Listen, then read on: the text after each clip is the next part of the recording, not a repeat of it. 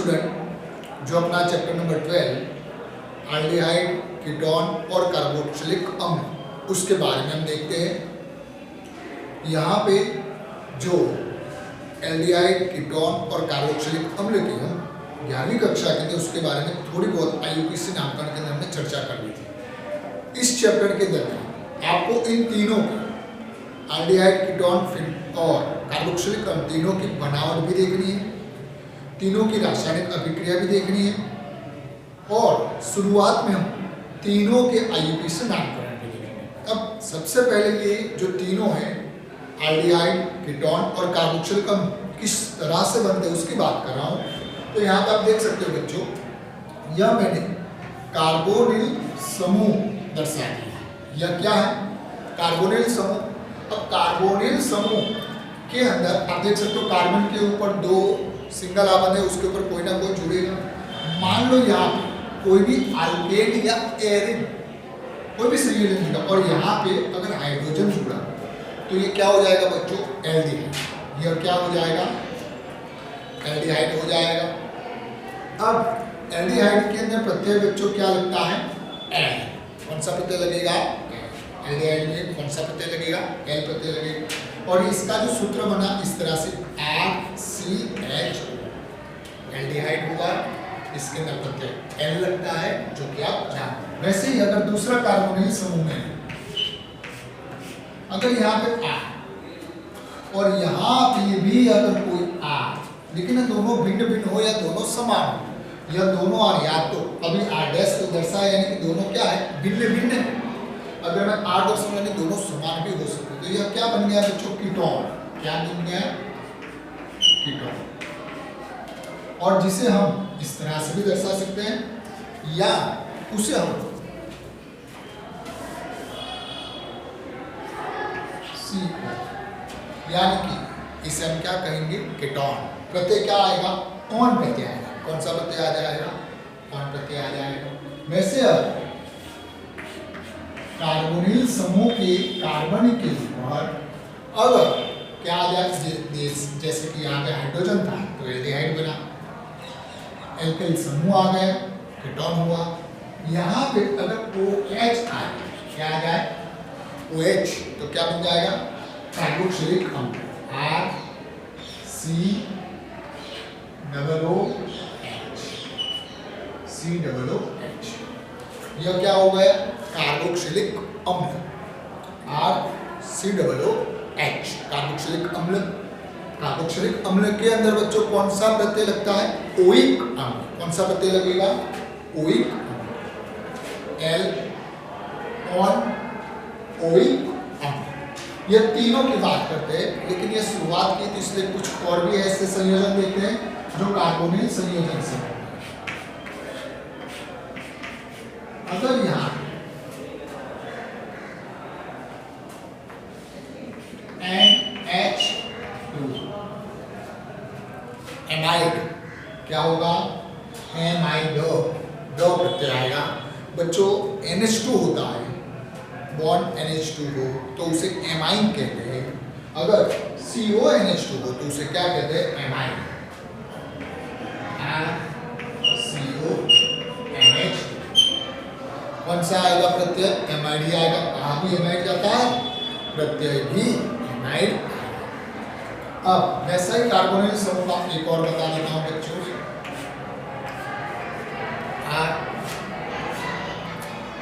यहाँ पे कार्बोनिल समूह का अगर हाइड्रोजन लगा, क्या लगा?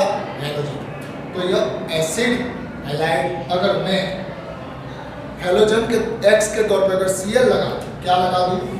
Cl, तो एसिड क्लोराइड कहा जाएगा। यानी ये X के तौर पर होगा तो उसे क्या कहा जाएगा? एसिड हैलाइड कहा जाएगा। आपको एमाइड भी बताया। अब एक और बता देते हैं। कार्बोनिल समूह के अगर OR जुड़ता है, क्या जुड़ता है? OR, तो यह होगा एस्टर। क्या होगा बच्चों? एस्टर। RCOOR। यही स्ट्रक्चर लिखा है, बस लिखने की दोनों की मेथड भिन्न भिन्न है।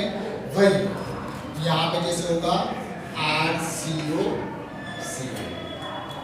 यहाँ पे ये क्या होगा एस्टर, यह एमाइड, यह एस्टर। एस्टर के अंदर बच्चों जो प्रत्यय आएगा वह क्या आएगा ON, क्या आएगा ON। और एस्टर का जब भी नामकरण आगे हमने कुछ किया होगा तब मैंने बताया था ऑक्सीजन के साथ जो जुड़ता है उसे हम क्या मानते थे समूह, क्या मानते थे समूह। और कार्बन के साथ जो जुड़ता है उसे हम किस में गिनते थे शाखा में, कहाँ गिनते थे शाखा में। और यह जो एस्टर बना RCOOR उसमें प्रत्यय लगेगा ON प्रत्यय लगेगा बच्चों। कौन सा प्रत्यय लगता है ON, यानी कि कार्बोनिल समूह के आधार से हमने एक और लास्ट बना देते हैं कार्बोनिल समूह के आधार से। यह जो कार्बोनिल समूह था यहाँ पे क्या है R है बच्चों। अब क्या जोड़ेंगे OCOR जोड़ेंगे, क्या बच्चों जोड़ेंगे OCOR,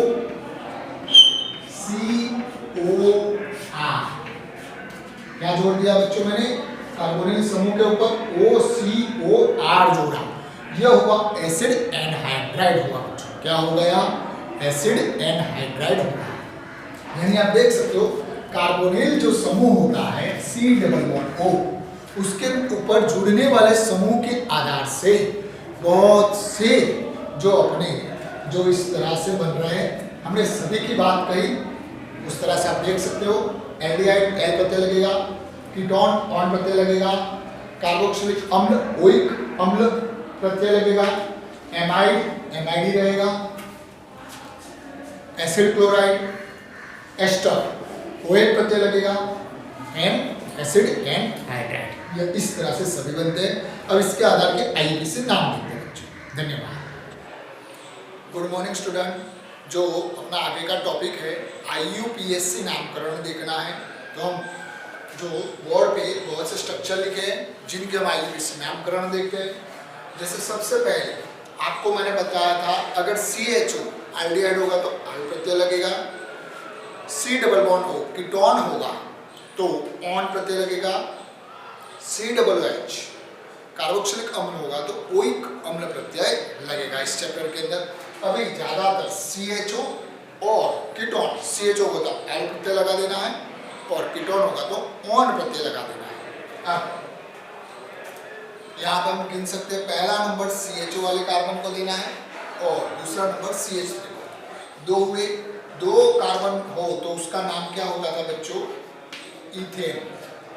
दो कार्बन हो तो उसका नाम क्या होता था इथेन। और इसके अंदर ऑल प्रत्यय लगा देंगे तो क्या होगा इथेनॉल। इसका नाम क्या हो जाएगा इथेनॉल। वैसे अगर इसका आग्रह करें तो CHO समूह जिस तरफ जुड़ा हो उस तरफ के कार्बन को न्यूनतम नंबर प्राप्त होना चाहिए जो हम जानते हैं। तो पहला, दूसरा, तीसरा, चौथा, पांचवा, छठा और सातवां। ध्यान में यह रखना है कार्बन की श्रृंखला लंबी होनी चाहिए। यहाँ पे चौथा नंबर क्यों नहीं दिया क्योंकि हमें कार्बन की श्रृंखला क्या करनी थी बच्चों लंबी करनी। अब सबसे पहले समूह की बात कर लेते हैं। जैसे आपको 11वीं कक्षा में मैंने सिखाया था कि कुछ ऐसे होते हैं जो कार्बन की संख्या के आगे समूह लिखे जाते हैं और कुछ समूह ऐसे होते हैं जो कार्बन की संख्या के पीछे लिखे जाते हैं। तो कार्बन की संख्या के आगे लिखने वाले समूह कौन से होते हैं और कार्बन की संख्या के बाद में लिखने वाले समूह कौन से होते हैं, इसके लिए भी मैंने आपको इस तरह से लिखा। जैसे कि यहाँ पे लिख रहा हूँ रिक्त स्थान प्लस कार्बन की संख्या प्लस डबल बॉन्ड या ट्रिपल बॉन्ड प्लस कुछ समूह। तो जैसे आगे लिखने में क्या था हेलोजन होता था, फिर हेलोजन के बाद जैसे NO2 हो या कोई भी मैथिल समूह हो और न्यूनतम, यानी कि जब कोई पूरा जो IUPAC नामकरण होगा उसमें दो तरह के समूह हैं। जैसे कि अभी एक CHO है, CH3 है और Br। उसमें CH3 और Br कहाँ लिखे जाएंगे आगे और CHO वो कहाँ लिखा जाएगा पीछे। अब यहाँ पे हम देख सकते हैं कि ये कितने X NO2 CH3 और जब एक भी स्ट्रक्चर के अंदर दो या दो से अधिक हो और दोनों की जैसे कि यहाँ पे हम देख सकते हैं जैसे यहाँ पे कीटोन भी है और एल्डिहाइड है तो यहाँ पे दोनों में जो न्यूनतम होगा वो कहाँ लिखा जाएगा आगे। और जिसकी जो सक्रियता अधिक है वह कहाँ लिखा जाएगा, पीछे लिखा जाएगा। यानी कि सी डबल और सी एच ऐसे दो समूह ऐसे हो जो क्या हो, पीछे लिखने वाले हो, तो उनमें से जिसका न्यूनतम होगा वही आगे लिखा जाएगा, बाकी सब कहाँ लिखा जाएगा, पीछे। तो यहाँ पे हम देख सकते हैं कि कितने कार्बन थे, 7, और आगे लिखने वाले में कौन है, CH3 है और X। तो उन दोनों में से पहला किसे लिखेंगे, तो अंग्रेजी वर्णमाला के आधार से। इसके आधार से अंग्रेजी वर्णमाला के आधार से, यानी कि जो ब्रोमीन है उसका B होगा, और CH3 को हम क्या कहते हैं, मेथिल कहते हैं। क्या कहते हैं, मेथिल। तो मेथिल में क्या आएगा, M आएगा, और ब्रोमीन में बच्चों क्या आएगा, B आएगा। तो अंग्रेजी वर्णमाला में पहले क्या था, B था, तो फॉर ब्रोमो 3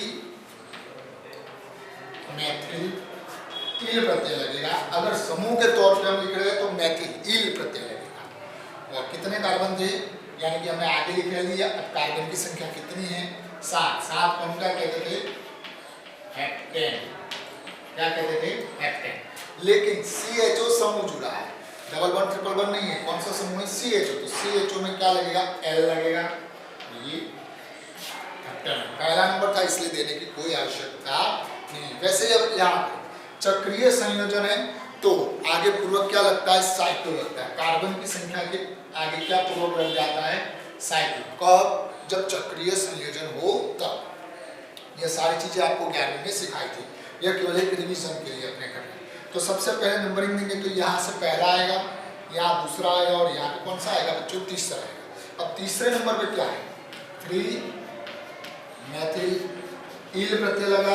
इल प्रत्यय क्यों लगा, क्योंकि समूह के तौर पर इसलिए। अब कितने कार्बन है, हमने आगे वाली बात कर दी, कार्बन की संख्या कितने कार्बन है, 5। 5 के आगे क्या आएगा, साइक्लो। क्यों साइक्लो आएगा, क्योंकि चक्रीय संयोजन है। कितने हैं, 5, तो क्या आएगा, पेंटेन। अब पेंटेन क्यों नहीं लिखेंगे, क्योंकि यहाँ पे पहले ही कार्बन जो साइक्लोपेंटेन में पहले कार्बन पे क्या है, कीटोन है, तो कौन सा प्रत्यय लगेगा, और। एल प्रत्यय लगा दिया हमने, कौन सा प्रत्यय लगा दिया, एल प्रत्यय लगा दिया। तो इसका नाम होगा 3 मेथिल साइक्लोपेंटेन। ठीक है, अब इसकी बात करते हैं। ध्यान में रखिए बच्चों, कोई समूह जुड़ा है, CHO है बस, बाकी कोई नहीं। कितने हैं, 6 कार्बन। तो कार्बन की संख्या कितनी है, 6। अब चक्रीय इसलिए कौन सा आएगा, साइक्लो। तो यहाँ पे मैं लिख रहा हूं साइक्लो। 6 कार्बन थे, तो क्या लिखूंगा, हेक्सेन। अब यहाँ ध्यान देने वाली बात है, 6 कार्बन में पहला जो कार्बन था उसके ऊपर CHO है, तो CHO को हम क्या कहेंगे, कार्बाल्डेट। साइक्लोहेक्सेन कार्बाल्डेट।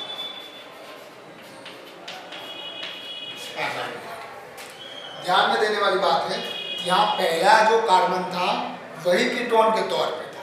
यहाँ पहला जो कार्बन है उसके ऊपर CHO है, दोनों में अंतर है बच्चों, दोनों में क्या है, अंतर। पहला कार्बन था वही कीटोन था, इसीलिए डायरेक्ट क्या प्रत्यय लगा दिया, और।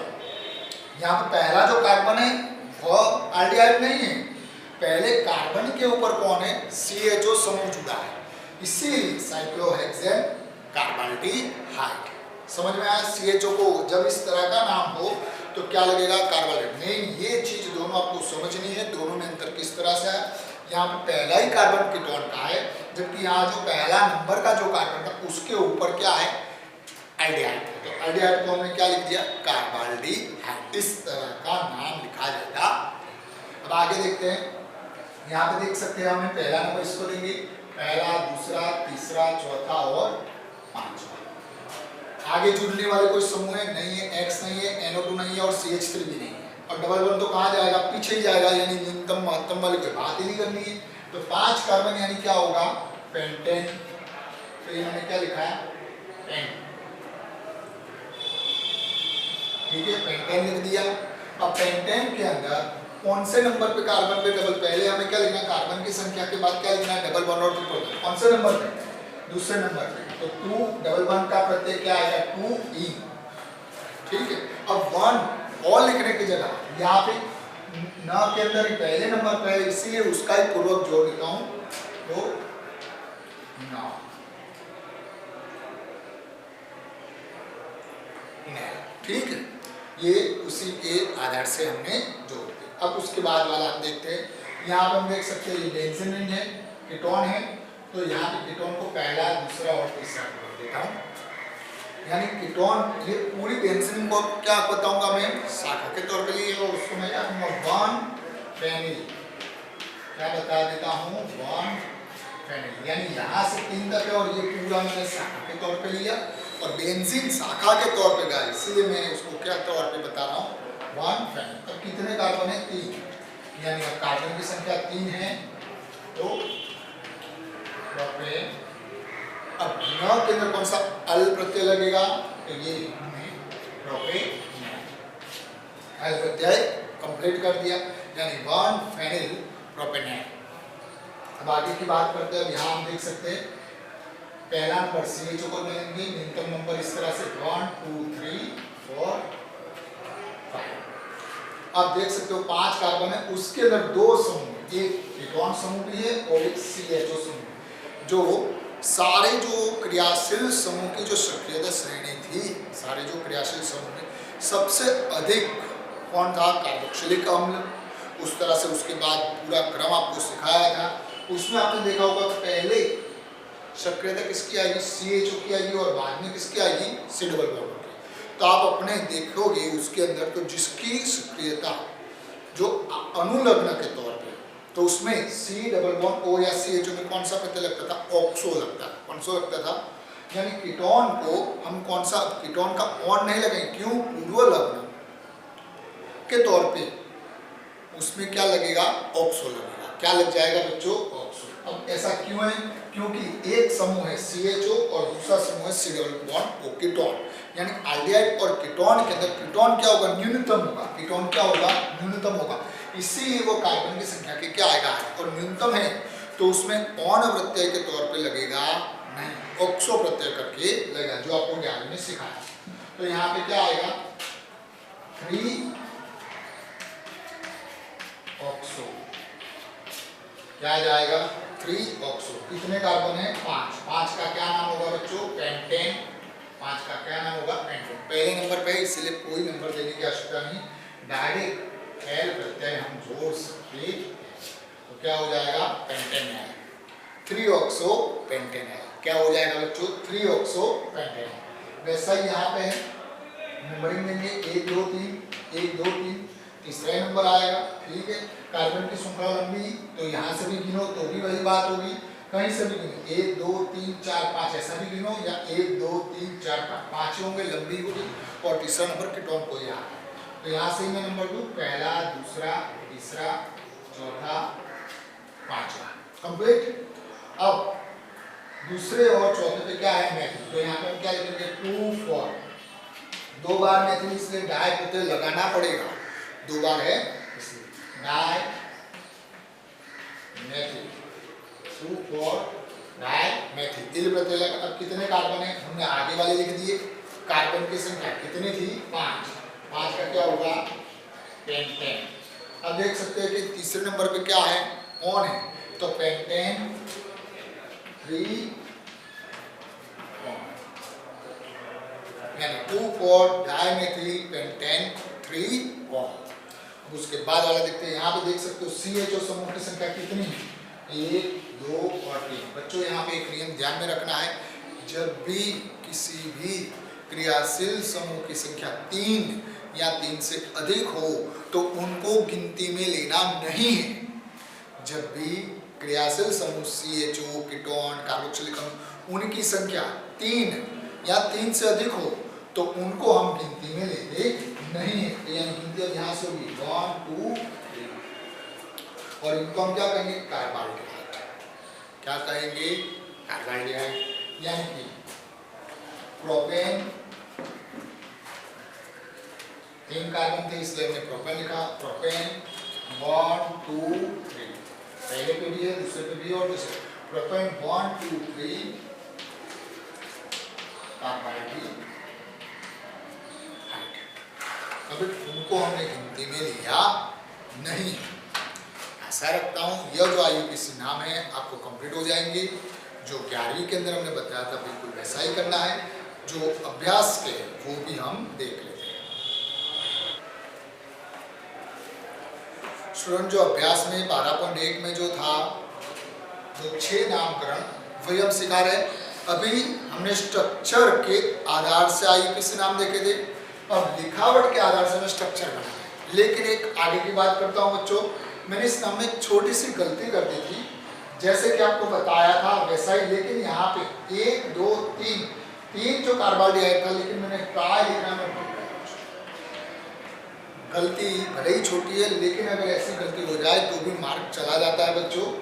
यानी कि जो मैंने आपको बताया था 1 2 3 हो तो उसको गिनती में लिया जाता नहीं है। कितने 1 2 3 का लिखा है प्रोपेन, 1 2 3 कार्बोहाइड्रेट, लेकिन क्या ट्राई कार्बोहाइड्रेट, ट्राई शब्द मैं भूल गया था बच्चों, जो आप सुधार लीजिएगा। अब आगे की बात करते हैं बच्चों, जैसे कि यहाँ पे कुछ नाम लिखे, अल्फा मिथॉक्सी प्रोपियोन एल्डिहाइड। आपको सबसे पहले क्या करना है, कार्बन की संख्या ज्ञात करो। प्रोपीन लिखा है, यानी कार्बन की संख्या कितनी होगी बच्चों 3, तो ये मैंने कितने लिख दी 3। प्रोपियोन एल्डिहाइड, प्रोपियोन एल्डिहाइड का मतलब क्या होगा बच्चों CHO समूह। एल्डिहाइड यानी कौन सा समूह CHO। अब क्या लिखा अल्फा मिथॉक्सी, यानी कि जो क्रियाशील समूह के पास का जो कार्बन होता है उसे हम अल्फा कार्बन कहते हैं। क्रियाशील समूह के पास के कार्बन को हम क्या कहते हैं बच्चों, अल्फा कार्बन कहते हैं। तो अल्फा कार्बन पे क्या लिखा है मिथॉक्सी, मिथॉक्सी यानी कि OCH3, मिथॉक्सी यानी क्या बच्चों OCH3। बस अब हमें क्या करना है, संतुलित कर देना है। यहाँ पे कितने थे 1 2 3, तो यहाँ पे क्या आएगा 1 हाइड्रोजन, यहाँ पे ये संतुलित है, ये भी संतुलित है, यहाँ पे संतुलित करने के लिए क्या रखना पड़ेगा CH3, यानी ये सूत्र बन गया अल्फा मिथॉक्सी प्रोपियोन एल्डिहाइड। सबसे पहले आपको क्या करना है, जो कार्बन की संख्या है वो लिखनी है और जो समूह दी है बस उसको बारी बारी जोड़ते जाना है। शुरुआत कौन से समूह से करेंगे, जिसकी क्रियाशीलता सबसे अधिक है उसी से। अब यहाँ पे देखते हैं 3 हाइड्रोक्सी ब्यूटेनॉल, ब्यूटेनॉल के पहले हमें कार्बन की संख्या में क्या लिखा है ब्यूटेन, ब्यूटेन यानी कितने कार्बन 4, तो ये हम कितने कार्बन लग देंगे 4। अब कौन सा प्रत्यय लगा ब्यूटेनॉल, L प्रत्यय यानी CHO और 3 हाइड्रोक्सी, 3 हाइड्रोक्सी का मतलब OH, क्या आएगा OH। तो उसमें अधिक क्रियाशील कौन है ब्यूटेनॉल, और नंबर नहीं दिया यानी कि वो कौन से कार्बन पे होगा, पहले कार्बन पे। पहले कार्बन पे हमने क्या दर्शा दिया CHO। अब तीसरे कार्बन में क्या है हाइड्रोक्सी, तो ये पहला दूसरा और ये तीसरा, ये पहला ये दूसरा और ये तीसरा। तीसरे पे हमें क्या रखना है OH दर्शा देना है। अब संतुलित करेंगे तो यहाँ पे कितने हाइड्रोजन आएंगे बच्चों 3 आएंगे, यहाँ पे कितने आ जाएंगे 1 आ जाएगा, यहाँ पे कितने आ जाएंगे 2 आ जाएंगे, कंप्लीट। उसके बाद 2 हाइड्रोक्सी यानी यह एक समूह है हाइड्रोक्सी यानी कि OH, साइक्लोपेंटेन कार्बोहाइड्रेट। अब इस तरह का भी हमने आगे देखा था। सबसे पहले कार्बन की संख्या लिखेंगे हम, ऐसा मैंने कहा साइक्लोपेंटेन। तो यह जो स्ट्रक्चर बता दिया थोड़ा और खराब इसलिए इस तरह से बन रहा है, साइक्लोपेंटेन का स्ट्रक्चर हुआ। अब कार्बोहाइड्रेट का है, नंबर नहीं दिया यानी पहले नंबर पे ही क्या होगा CHO, जो अभी देखा। अगर मान लो डायरेक्ट जुड़ा होता तो यहाँ ही CHO लगाते, लेकिन डायरेक्ट जुड़ा नहीं, पहले नंबर पे है। और 2 हाइड्रोक्सी ये पहला, ये दूसरे नंबर पे आप क्या दर्शाओगे OH, हाइड्रोक्सी यानी कि OH। ठीक है, कंप्लीट। अब आगे की बात कर देते हैं। 4 ऑक्सो पेंटेनॉल, कार्बन की संख्या पेंटेनॉल यानी कि 5। अब यहाँ पे देखो ये भी पता, प्रोपीन यानी 3, पेंटेन यानी कितनी होगी 5। तो सबसे पहले मैं कितना लिख देता हूँ 1 2 3 4 5। पेंटेनॉल और ऑक्सो, ऑक्सो यानी कि कीटोन और पेंटेनॉल यानी कि कार्बोहाइड्रेट। CHO और CO उसमें अधिक कौन है CHO, पहले नंबर पे लिखा, क्यों नंबर दिया ही नहीं यानी कि पहला ही है। और चौथे नंबर पे कौन है ऑक्सो, तो ये पहला ये दूसरा ये तीसरा और ये चौथा।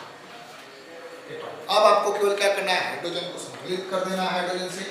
तो ये CH3 यहाँ तो 4 है ही, यहाँ पे CH2, यहाँ पे भी CH2। कार्बन के जो आबंध है वो अधिक से अधिक कितने होने चाहिए 4 ही होंगे, तो ही संतुलित माना जाएगा।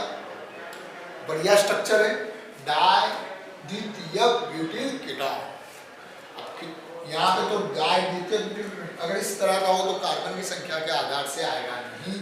ध्यान में रखो, पहले आपको यह पता होना चाहिए कि द्वितीयक ब्यूटील किसे कहते हैं। तो द्वितीयक ब्यूटील का स्ट्रक्चर मैं आपको यहाँ साइड में बता देता हूँ। CH3 CH bond CH2 CH3, इसे द्वितीयक ब्यूटील कहते हैं। ये आपको मालूम होना चाहिए। ये सामान्य नाम के आधार से IUPAC के आधार से हमने जो प्रमाणीभूत किया है, यानी इसे कहेंगे द्वितीयक, दूसरे का द्वितीयक ब्यूटील। ऐसे कितने हैं डाई, यानी कि ऐसे कितने दर्शाने पड़ेंगे, 2। और कौन है, कीटोन। तो सबसे पहले मैं कीटोन को दर्शा देता हूँ। अब डाई द्वितीयक ब्यूटील यानी कि ये CH इस तरह से कितना आएंगे, 2। तो ध्यान दो, ये CH को मैंने दर्शाया, फिर इस साइड मैंने नीचे किसको ले गया, CH3 को ले गया। CH के साथ एक CH3 जुड़ा था तो एक CH3 दर्शा दिया। बॉन्ड यहाँ कार्बन के साथ, और इस बॉन्ड के साथ कौन जुड़ा था, CH3 CH। तो ये जो हुआ क्या हुआ आपका द्वितीयक ब्यूटील। यहाँ पर भी वैसा ही CH CH3 के साथ भी जुड़ा है और CH2 CH3 के साथ जुड़ा है। यह भी आपका क्या हो गया, द्वितीयक ब्यूटील। कितने थे, 2। तो डाई द्वितीयक ब्यूटील कीटोन कंप्लीट। इस तरह का नाम जो बोर्ड के लिए इंपॉर्टेंट माना जाता है। उसके बाद फॉर क्लोरो एसिटोफिनॉन। एसिटोफिनॉन के लिए आपको आगे बताया था, बेंजीन रिंग के ऊपर COCH3, जब बेंजीन रिंग के ऊपर COCH3 आ जाए तो उसे हम क्या कहेंगे, एसिटोफिनॉन। क्या कहेंगे, एसिटोफिनॉन। जब बेंजीन रिंग के ऊपर COCH3 आ जाएगा तो उसे हम एसिटोफिनॉन कहते हैं। और ये कौन से नंबर पे क्लोरो है, चौथे, पहला, दूसरा, तीसरा और चौथा। तो ये फॉर क्लोरो एसिटोफिनॉन, ये जो अभ्यास के थे वायु किस नाम कमेंट होंगे। अभी किताब के अंदर कोष्टक में भी है, उसकी भी आप प्रैक्टिस करो। जैसे किताब के अंदर पेज नंबर 375 पे यहाँ पे बहुत से IUPAC नाम है, उसकी प्रैक्टिस करो। साथ में जो अपने चैप्टर में उसकी भी प्रैक्टिस करो। अगर कहीं पे भी IUPAC नाम में आपको गड़बड़ी हो तो मुझे बताओ, मैं उसका सॉल्यूशन भी आपको बताऊंगा। और अगर मान लो इस मेथड में भी कहीं प्रॉब्लम हो समझने में तो भी आप बताओगे तो मैं आपको बताऊंगा। ध्यान में रहे बच्चों, इस होमवर्क को 2 दिन के भीतर कंप्लीट कर देना है, जिससे आपके अंदर कोई क्वेरी हो वो सॉल्यूशन हो जाएगी। IUPAC का टॉपिक हम यहाँ ही कंप्लीट करते हैं। तब तक नेक्स्ट टॉपिक के लिए धन्यवाद।